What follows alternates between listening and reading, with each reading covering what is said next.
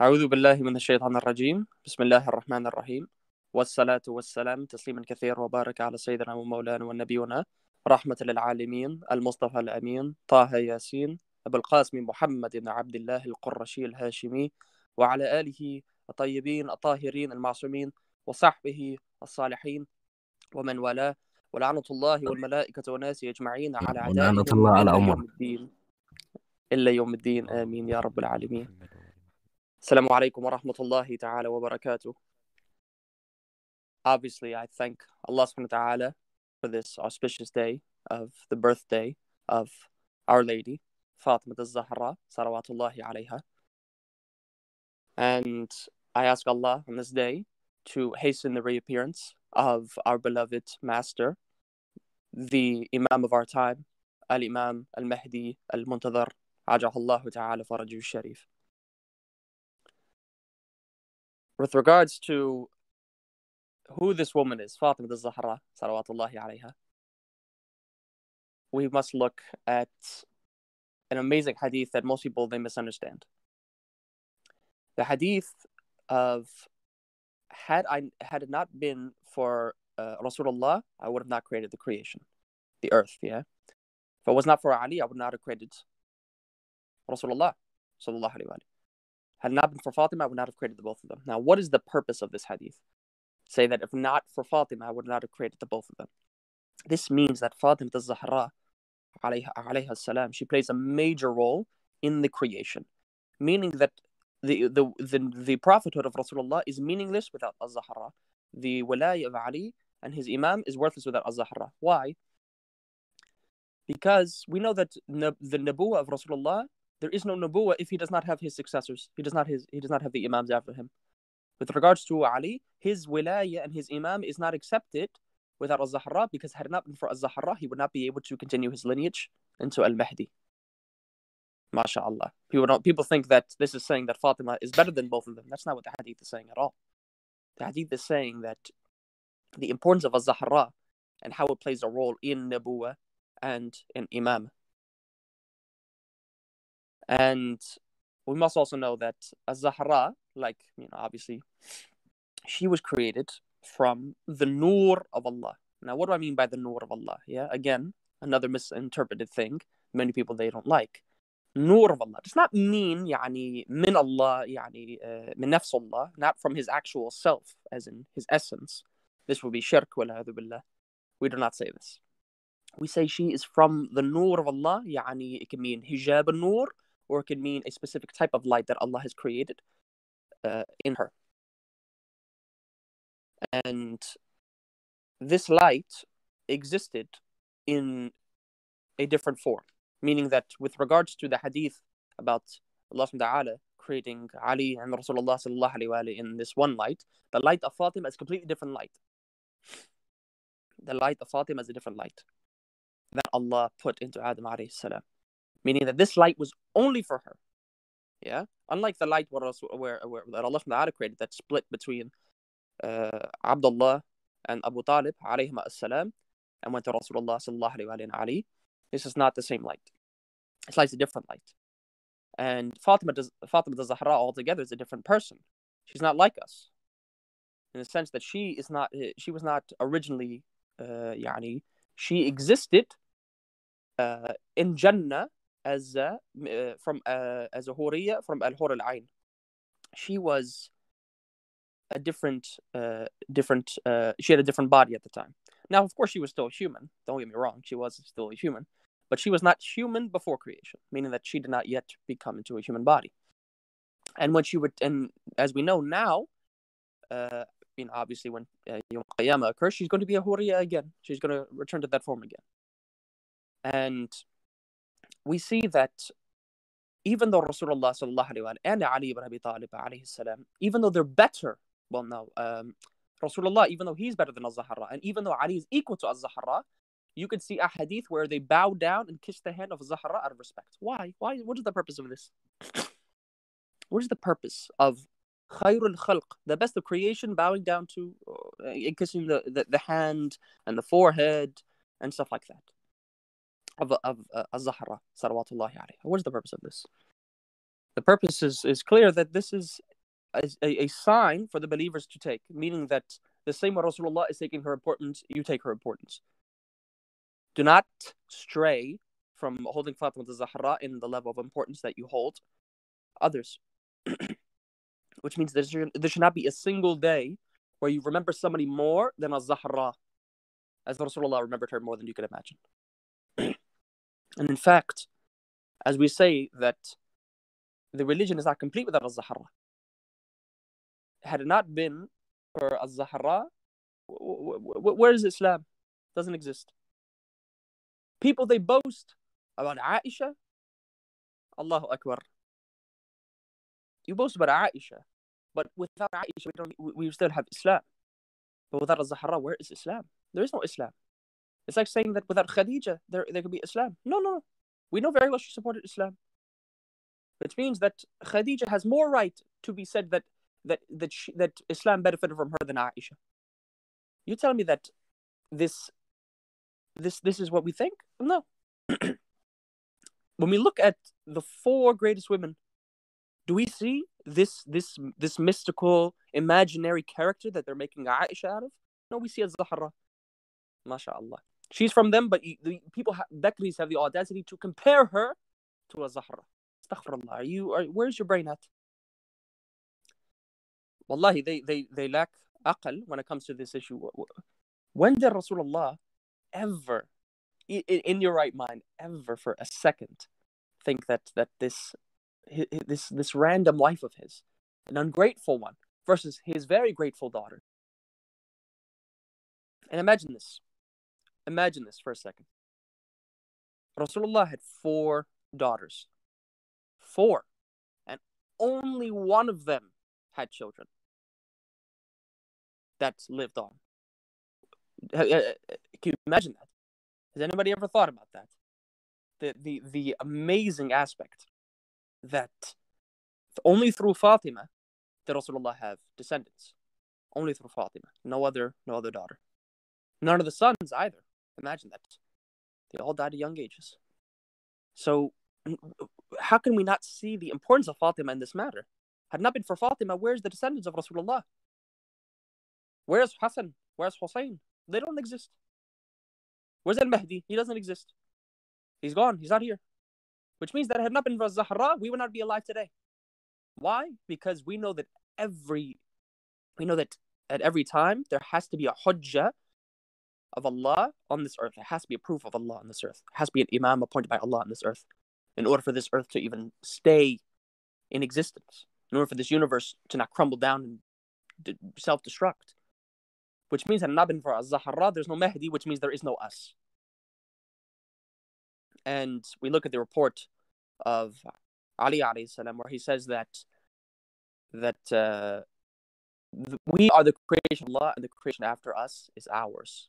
What does this mean? Does this mean that the Rasulullah wal-Zahra wal-Imma alayhim salam, they created the creation after Allah? No, this is not what it means. It means that had it not been for them, Allah would not have created the rest of creation. Meaning that their importance is beyond what we can imagine. Without them, without even one of them, we don't have life. We don't have existence. We don't have purpose. Which means that worship is not accepted. Imagine this. Worship is not accepted until one acknowledges the greatness and the authority and the characteristics of them in the sight of Allah subhanahu wa ta'ala. You want to perform يعني tarawih, you want to يعني not only is it bid'ah, but let's say it wasn't a bid'ah, you want to perform all this raka'at, mashallah, okay, and then on Yawm al-Qiyamah, Allah throws you in hellfire. Why? Because not a single raka'ah was recorded. Not a single raka'ah was recorded by the malaika alayhim salam. By the angel that records your deed, not a single deed did he record of you performing the raka'ah, sujood. Not a single time. Not even when you said the adhan, he did not record you saying it. Or the iqam, he did not record you saying it. Or reciting Surah Al-Fatiha, he didn't record it. Imagine, al-Kitab, he did not record you reciting that. The seven often repeated verses, he did not record that for you. Why? Because you did not accept al-Zahra, because you did not accept Rasulullah, you did not accept. You might say, I did accept them. رضي الله عنها. الله أكبر. Do you think that's enough? You think that's enough? رضي الله عنها. يعني she's the daughter of Rasulullah. I love her. Blah blah blah. She's the master of the women. And end the story. Is that it? It's just the end of the story? No, the story continues. Allahu Akbar. Why do you not continue the story? Wallahi, I don't know why. Either they remove parts of stories. There's a Bakri tradition to remove parts of stories, or to not finish a story. I don't know if you guys ever seen that, but that's a very common thing. And we can even move on to the amazing thing. Yeah, just think about this for a second and imagine how amazing this is. The mother of Ali, alayhi salam, her name is what? Fatima. The wife of Ali, the first wife of Ali, Fatima al-Zahra, her name is Fatima. The second wife of Ali, her name is what? al-Banin. That's what she's called, but you go into her real name is Fatima. MashaAllah. Look at that. Ali, he is blessed by Fatima. By the name Fatima, Ali is blessed. There is no Ali except that he has the three Fatima. Imagine that. Imagine how blessed Ali alayhi salam is with that. Fatima, his mother. Fatima, his wife. Fatima, his other wife. Allahu Akbar. Imagine that. It's just amazing that anybody could picture that. And we know that Fatima al-Zahra, she's called Fatima because she will save her Shia from Jahannam. She will be among those amongst our intercessors who will intercede with Allah to save us from Jahannam. And wallahi, Allah will accept her intercession. He will not delay the accepting of the intercession. He will accept it right away. And the intercession will only be accepted by the permission of Allah subhanahu wa ta'ala. When we ponder upon the mindset of what occurred with al-Zahra, we see amazement. Again, people don't ponder her story. People don't ponder her life. It's not as important, unfortunately. They go on to the lives of other people. Yani, they mention others above her. They mention others more than her. They mention others as if they have any significance to Islam. I tell every Bakri, you tell me that if I do not accept the khilaf of Abu Bakr and Umar, I cannot go to paradise. I tell you right now, without al-Zahra and acknowledging her as Ma'asuma, bint Rasulillah, her wilaya, her status before Allah, wallahi, you will not even smell the scent of paradise, rather you be dragged on your face to hell. You want to talk about Abu Bakr and Umar? I'll talk about al-Zahra. Wallahi, her birth precedes Abu Bakr and Umar's. Abu Bakr and Umar, they were born mushrikeen. They worshipped idols. What did al-Zahra do? Allah. She worshipped Allah alone. She prostrated to Allah alone. She sought Allah alone. Who did you seek? You sought the words of Abu Bakr, Umar, Uthman. Who are these people? Except that these are the dogs of hell. Imagine all they do is cause pain to Rasulullah. Uthman caused pain to Rasulullah through his two daughters, Ruqayya and Kulthum. Or Abu Bakr and Umar caused pain to Rasulullah through al-Zahra. Aisha caused pain to Rasulullah through Ibrahim. Yani Ibrahim, the son of Rasulullah sallallahu alaihi wasallam. Imagine how Rasulullah must be pained by this. That at every instance he is insulted. At every instance he is slandered. At every instance he is spit on. He is spit on. He is tossed away. You want to talk about al-Zahra, you have the audacity to insult Rasulullah. You want to say, oh, she's not as important as you think she is, blah, blah, blah. Because she's not as important because you don't see Rasulullah as important. Imagine that. That's the only reason why you don't see al-Zahra as important. Because as soon as you see Rasulullah as important, as truly important, then you'll see al-Zahra in the same light.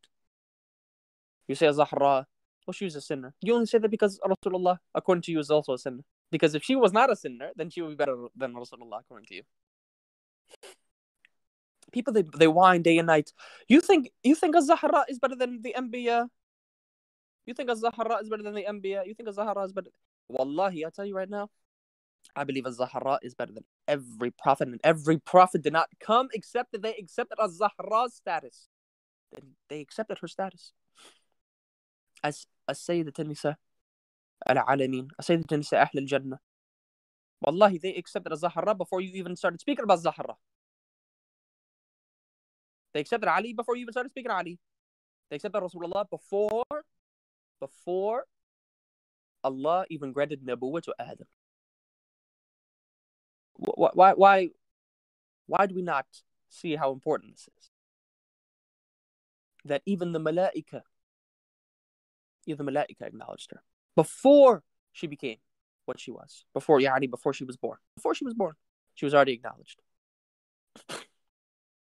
You have the audacity to say that Isa and Maryam were not touched, but Rasulullah and Zahra were touched by shaitan. How can a single-minded person really think that single-mindedly? You must have a tumor in your brain. Wallahi, I hope Allah cures you of it. But there's clearly something wrong in that brain. To think that Maryam and Isa, alayhim as-salam, they were not touched by shaitan, yani Iblis, la'anahullah. But Rasulullah sallallahu alayhi wa yani khayr al-khalq, he's the best of creation.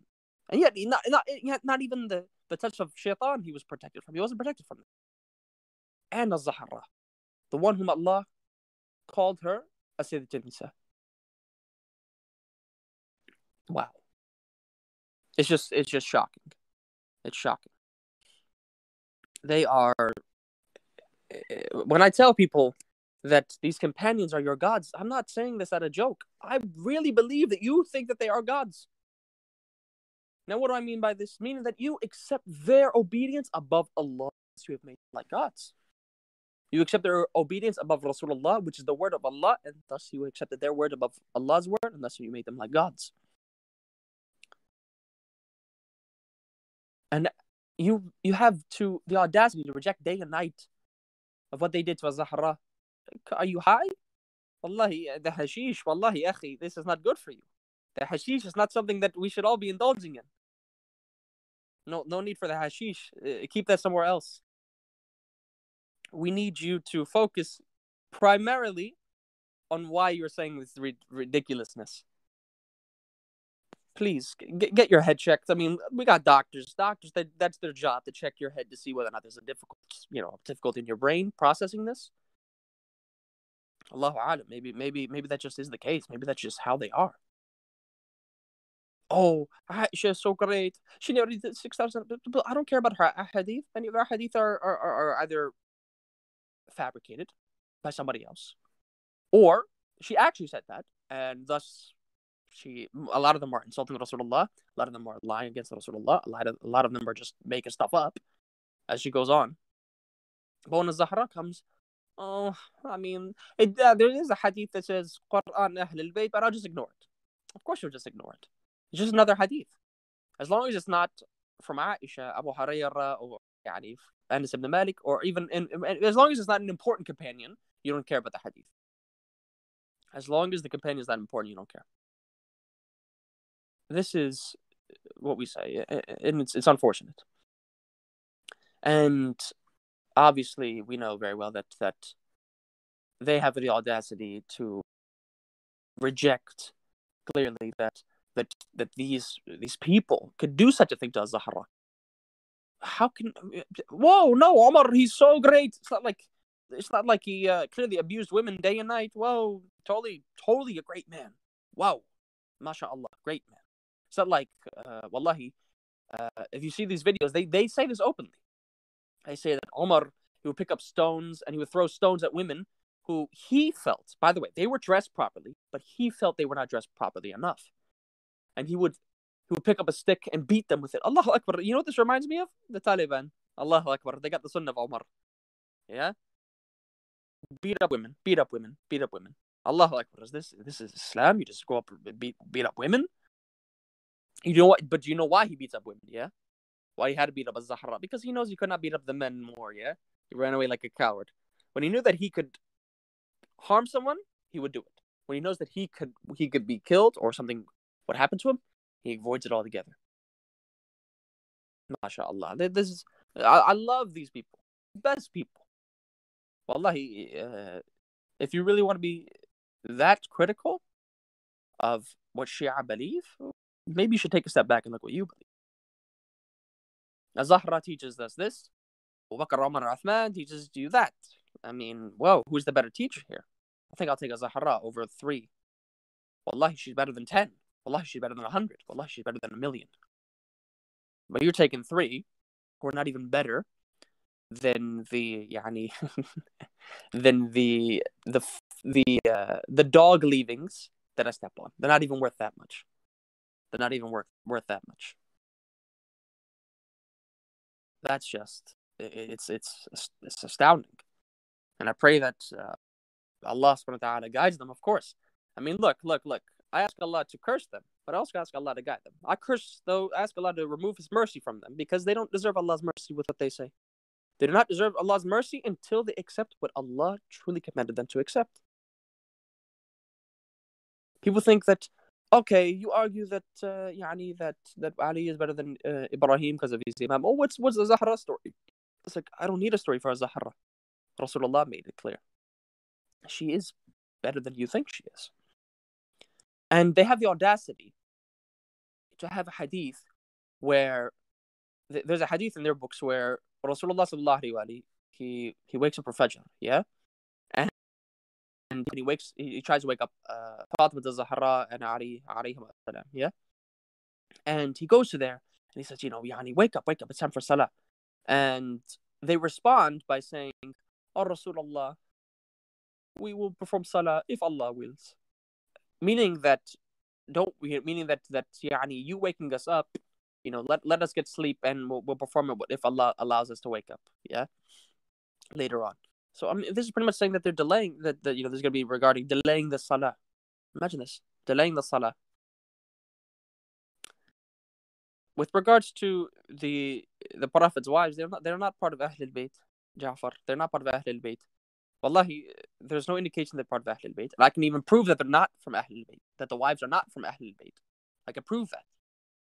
How? Because the ayah in the Quran about the purification of Ahl al-Bayt, if you look at the context, it is talking about Ahl al-Kisa. It's talking about the people of the cloak. Yani Rasulullah sallallahu alayhi wa sallam, Fatima al-Zahra, Ali ibn Abi Talib, al-Hasan wal-Husayn alayhim as-salam. That's what it's talking about. It's not talking about al-Banin, I mean, you want to consider her Ahl al-Bayt? I mean, she's the wife of Ali. I mean, no, the sons of the Prophet. Again, when you say Ahl al-Bayt, I always emphasize that there are 2 main aspects of when you say Ahl al-Bayt. You saying Ahl al-Bayt as in the 14 infallibles, meaning Rasulullah, al-Zahra, and the 12 Imams, or are you saying in general Ahl al-Bayt as in they are related to those specific 14 infallibles? Like, for instance, Abu al-Fadl Abbas. You can consider him Ahl al-Bayt in one way, but of course you cannot consider him Ahl al-Bayt like Ali is Ahl al-Bayt. Or Zainab. Zainab is not Ahl al-Bayt like Ali is Ahl al-Bayt. Al-Muhsin, the son of Ali, who was killed behind the door, obviously miscarried, he's not Ahl al-Bayt like Al-Hasan is Ahl al-Bayt, or Al-Husayn is Ahl al-Bayt. That's not how it works. To think that Fatima al-Ma'suma is the same as Fatima al-Zahra. No. Fatima al-Ma'suma, she is technically Ahl al-Bayt, but she's not Ahl al-Bayt the same way as Fatima al-Zahra is Ahl al-Bayt.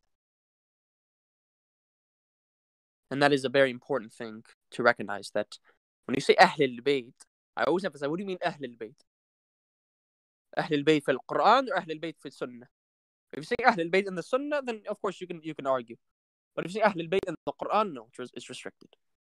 It's restrictive, meaning that it does not apply to the wives.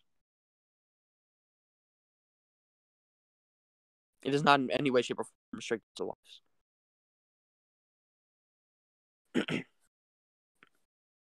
And I emphasize, Ja'far, that you do a little bit of reading and you understand what I mean by what I say 2 different understandings of what Ahl al-Bayt means. Ahl al-Bayt. Now, let's get back to Zahra, yeah? Allahu Akbar. We see clearly that in ourselves we see her. What do I mean by that? Meaning that We should be merciful the way she is merciful. We should be honorable the way she is honorable. We should try and be pure the same way she is pure. We should take her as an example. Now, of course, not in all aspects, obviously. We know that al-Zahra was made an example for the women, and Ali was made an example for the men, and their example is Rasulullah. So we follow Ali. Hence, why some people, they always ask us, why are you Shia of Ali and not Shia of Rasulullah? Say, Wallahi, we call ourselves Shia of Ali because we are, I say I'm Shia of Muhammad, but I don't say that all the time. Why? Because I don't feel honorable enough. I don't feel honored. I don't feel like I'm to that level yet of being Shia Muhammad. Meaning that I only say I'm Shia of Ali because what? Because I try my best to follow Ali. But if I fail to follow Ali, how can I even consider myself as trying to follow Rasulullah? Hopefully you understand what I mean, yeah? That I cannot follow Rasulullah unless I follow Ali. Meaning that how can I even think of calling myself from the Shia of Muhammad if I can't even be good enough to be from the Shia of Ali? Meaning that I can't even do what somebody from the Shia of Ali is supposed to do. How could I even consider myself from the Shia of Muhammad? I'm just dumbstruck when people they mention this. I'm the Shia of al-Zahra, meaning that I follow her, and wallahi, I cannot surpass. If I cannot surpass what I'm supposed to be as amongst the Shia of al-Zahra, how can I reach the level of Shia of Rasulullah? Ali is from the Shia of Rasulullah. Al-Zahra is from the Shia of Rasulullah. The 12 Imams are from the Shia of Rasulullah. Salman is from the Shia of Rasulullah.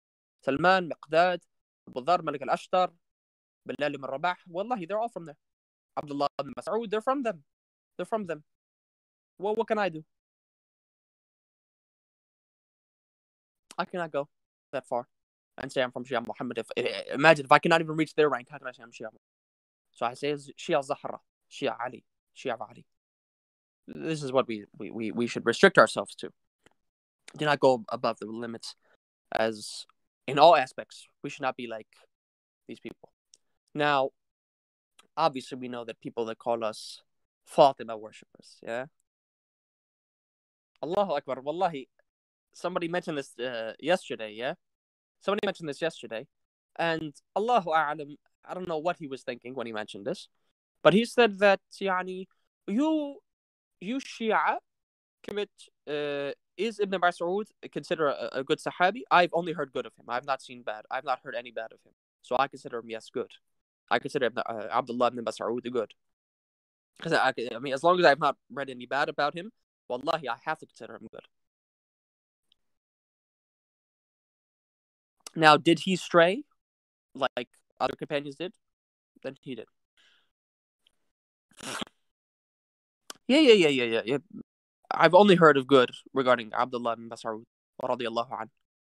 I've not heard any bad about him. So that's why I cannot speak bad about him. And that's why I consider him good until proven otherwise. See, his case is not like the case of other companions like Ibn Abbas or Ibn Abbas is one of them. Zayd, the son of Zayd al-Abidin, he's another one. Do we respect them or do we not respect them? Again, this is a controversial thing. But when it comes to Abdullah Mas'ud, I've not heard any controversy. I've only heard good. That he was one of the most trusted companions of Rasulullah sallallahu alaihi wasallam. Rasulullah himself praised him. Amir al-Mu'mineen praised him. Al-Hasan al-Husayn praised him. Again, he's a very praiseworthy man by the Imams alayhi salam. So I've not heard any wrong attributed to him. Now, with regards to Salat al-Istighatha bil-Zahra, the prayer of assistance with al-Zahra, meaning asking al-Zahra salawatullahi alayha asking her for help bi-idhnillah, by the will of Allah, in salah. Somebody mentioned this, Bakr mentioned this the other day, and he called it shirk. So I highlighted that it's not shirk, and I explained it in such a simple way. I said we prostrate to Allah in worship and we ask al-Zahra by the will of Allah to aid us.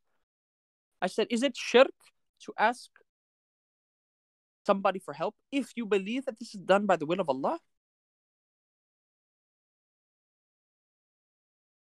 Then it's clear. Now, you're mentioning the Ahl al-Bayt thing, yeah? Let me already refute that with one hadith. One hadith, wallahi, you will never speak about Ahl al-Bayt as wives again. Yeah? You won't speak of them as this verse is not talking about the wives. If you want to say it's talking about the wives, wallahi, I will right away tell you right now it's not talking about the wives.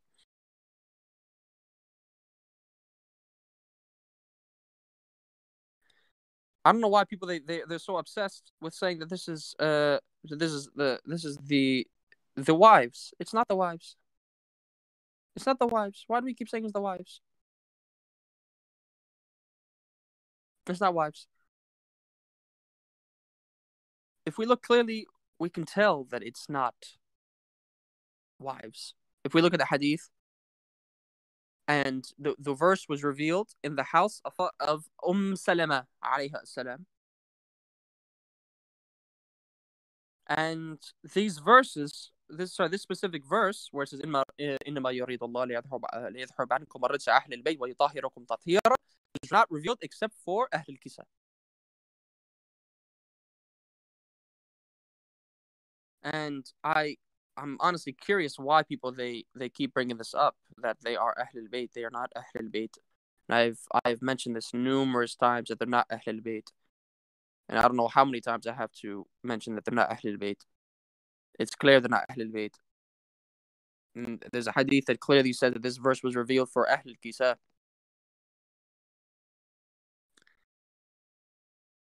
Okay, now you're gonna Jafar, I don't know why you keep mentioning these random topics as if this is a topic is al-Zahra, not Bay'ah, not Ahl Bayt being the wives. Yeah, I mean, the whole purpose of the hadith, like, I mean, it's the Mawlid of al-Zahra, and you're worrying about these other topics that we've already addressed millions of times. Millions of times. You want to know, he did give Bay'ah to Abu Bakr and Umar.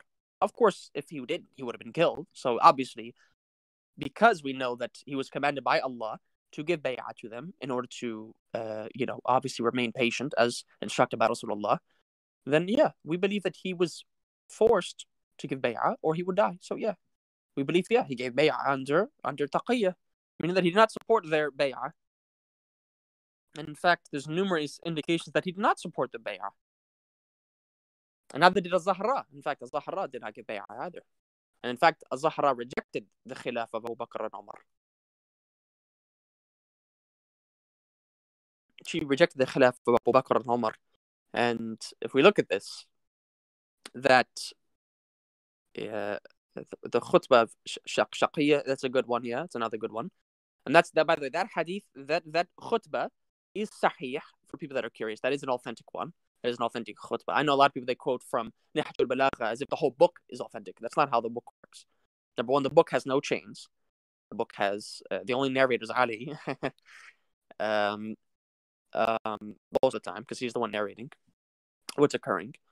And we use a hadith to obviously authenticate it. Whether or not there's a hadith that's that is mentioned that is authentic with the same story, then yeah, then obviously then it's sahih. Has a sahih chain, then it's sahih. We don't have a problem with this. And al-Zahra did not give bay'ah. She did not accept their khilafah. She actually went against their khilafah. This is a very, very interesting thing to focus on there. That she did not give in to the khilafah. And she didn't have to, because she wasn't ordered by Rasulullah to do so. In fact, yeah, I mean, they did. Yeah, it's a little worse than just saying curse the killers and oppressors of Zahra. We should mention specific names. May Allah curse Abu Bakr, Umar, Abd al-Rahman ibn Auf, Amr ibn al-As, Khalid ibn al-Walid, Qunfudh, يعني the butt buddy of Umar, لعنهم Allah. We should always remember that these are the individuals that killed al-Zahra. They're responsible for the killing of al-Zahra. So we should not be afraid to mention these individuals. And it's not people have a problem with the concept cursing. Oh, why do you always curse Abu Bakr and Umar for killing al-Zahra. Why do you always curse him? Why do you always curse him? Why do you always... We cursed them to remind you just how much we hate them, just how much wrong they did, just how despicable they are. That's what we do it for. We don't do it out of fun and games. We do it to remind you, which means that every single time you say radiyallahu an upon either of them, we say la'anatullahi alayhi. Every single time you send taradha, we'll send la'an upon them. Every taradha is a la'an coming back. So that every single time you want Allah to be pleased with them, we say, no, Allah, remove mercy from them. Remove your pleasure from them. And it's a very significant thing to do so. And again, he wants to mention about the giving bay'ah thing. Again, that's completely irrelevant to the actual purpose behind Ali giving bay'ah. People think, oh yeah, Ali just gave him bay'ah because he totally loved them. No. Or he agreed with the Khilafah. No, he didn't. He did not. The only reason why he gave them bay'ah is because Rasulullah sallallahu alaihi wasallam said, Ali, remain patient. These people are going to steal your rights. Imagine this. Ali's already told about this before his rights are stolen. He said, Rasulullah says to him, your rights are going to be taken from you. So remain patient until Allah grants you superiority, until Allah raises you. And what do we consider this to be prophesying? Meaning that your rights will be taken away from you during the Khilafah of Abu Bakr, Umar, Uthman, and Allah will raise you, to the Khilafah eventually. And of course, he did become. Of course, we already believe he was a Khalifa before he was appointed. But in their political Khilafah. And he was risen. And he became the Khalifa. And what happened when he became the Khalifa? Allahu Akbar, everyone started fighting against him. Wow. And they want to call, Ali, coward, didn't protect Zahra. I've already heard this story numerous times, and I've already refuted this lie numerous times. Ali didn't protect Zahra. What? Ali was a coward for not... I love how they say Ali was a coward for not rising up. And when Rasulullah sallallahu alaihi wasallam was in Mecca, and even al-Zahra saw, imagine al-Zahra saw Abu Jahl, la'anahu Allah. They saw Abu Jahl, la'anahu. She saw al-Zahra, salawatullahi alayhi. She saw Abu Jahl putting, what is it? I believe it was camel intestines on the back of Rasulullah while he was prostrating to the Kaaba, to Allah subhanahu wa ta'ala. He was prostrating against the Kaaba because he was on the outside of the Kaaba, and al-Zahra took it off his back, and Rasulullah did not stop prostrating until it was taken off his back. And Rasulullah did not rise up until he got what? Supporters. So why are we always talking about, people are coward? It's not cowardly to not fight back or to not rise up when you don't have supporters. That's not a coward thing to do. He's like, he's a coward because he doesn't want to die for Islam. It's like, Allahu Akbar, are you the one who's choosing for him? Don't speak nonsense. Don't say, he should have risen up. Okay, Rasulullah should have risen up in Mecca then. Right away. It's from the start. As soon as his nubuwwah came and he was oppressed, boom, rise up. But definitely he would have been killed. So you don't understand the word of Allah. You claim to be the people who say, everything's by the qadr of Allah, mashallah. But you don't care about it when it comes to Ali ibn Abi Talib. You don't care about it when it comes to why he did not rise up. You don't care about that aspect. Now, I know I'm going off topic, but obviously it's because people they drag off topic, and I have to address these ridiculous things of bay'ah, khilafah, Ahl al-Bayt. Who are they? Are the wives Ahl al-Bayt? How do we know? How do we know they're not? Allahu Akbar. I've addressed this numerous times. Yeah. And Jafar, that's exactly what they do. Everyone is radiyallahu an. Sahabat al-Rasul. You saw Rasulullah and you saw him before you died, and mashallah you spoke to him, or maybe you heard his words. Sahabi. They have a hadith, and I've mentioned this numerous times. If you connect all the hadith together, you only come to one conclusion. Most of the companions are in hellfire. Let me repeat. if you gather all these ahadith speaking about the same thing, you come to the conclusion that all the companions are in hellfire. No, not all. Sorry, most of them. Practically all the ones that they praise. Yeah, they're in hellfire. Most companions are in hellfire according to Bakr books. MashaAllah, we haven't even gotten to our books. We're still looking at their books, and that's the funny thing. Now, I want to address any misconceptions of about this ghulu of the Ahl al-Bayt, or if anybody has any questions about Salat al-Istighatha of al-Zahra, I would be more than happy to answer that, because a lot of people they've asked me before, how do we understand this? People call it shirk, but obviously we know it's not shirk. Obviously we know it's not a problem. Obviously we know that it's not worshipping al-Zahra. You might say, but why are we asking for al-Zahra? Why are we asking al-Zahra for help during prayer? Yeah, and that's a simple question to answer, and that is the main fact that we have al-Zahra. She is from the awliya of Allah. She can help us. I mean, again, I love how Shia, they stop when it comes to Salat al-Istighatha. They're perfectly fine with going to the shrines of Ahl al-Bayt, reciting the du'as of tawassul and asking the imams for help. But as soon as it comes to Salat al-Istighatha, they stop right away and they ask questions. Why do we ask questions about Salat al-Istighatha but not nothing else before that? I don't get that. Wallahi, I don't get it.